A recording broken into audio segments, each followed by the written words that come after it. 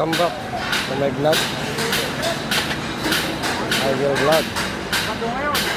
Umagang ito ay nag-i-install muna ng ating scaffolder para sa tatapakan ng tao. Kasi ang ginagawa dito ay nasa perimeter. Ayan, baba, nasa gilid.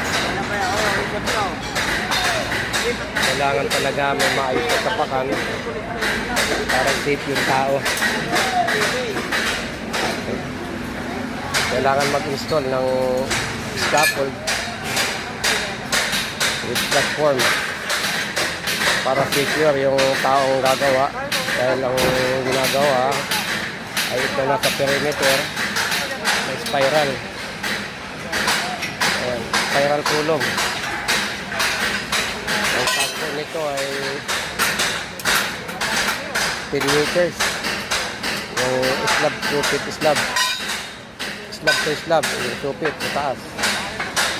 Pinakailalim. Kaya hindi pwede na pabara-bara lang dito dahil may tendency na ma-accident ang taas. May paglalagyan. Ayan, mga construction. Kaya nag-install muna. Hanggang doon to sa taas. Nakikita nyo, ayan. Pakataas ng elevation. Doon. 10 meters po yan. Kaya kailangan mag-install talaga ng scaffolding.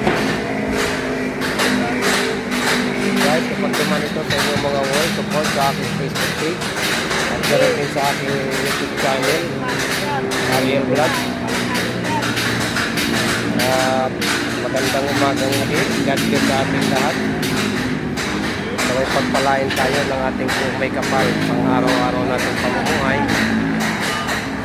Ligtas lagi sa lahat ng pagkataon. Maraming salamat. Bye-bye.